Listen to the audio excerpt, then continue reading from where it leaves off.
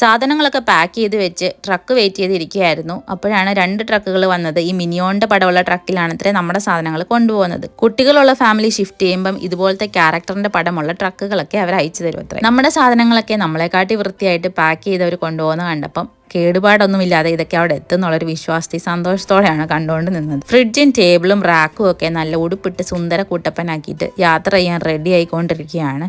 പോറലൊന്നും വീഴാതിരിക്കാനാണ് അവരിങ്ങനെ ചെയ്യുന്നത്. ചില ടേബിളിൻ്റെ പാർട്ടുകളൊക്കെ സെപ്പറേറ്റ് ചെയ്താണ് കൊണ്ടുപോകുന്നത്. നട്ടും ബോൾട്ടും ഒക്കെ വേറെ കവറിലിട്ട് ലേബലൊക്കെ എഴുതി ഒട്ടിക്കുന്നത് കണ്ടു. നമ്മൾ 3ാമത്തെ നിലയിലായിരുന്നു താമസിച്ചുകൊണ്ടിരുന്നത്. അവിടെ നിന്ന് ഇറങ്ങാൻ വേണ്ടി സ്റ്റെയർ മാത്രമേ ഉള്ളൂ. അപ്പോൾ ഈ വെയിറ്റുള്ള സാധനങ്ങളെല്ലാം സ്റ്റെയറിൽ കൂടെ തന്നെ വേണം ഇവർ ഇറക്കാൻ.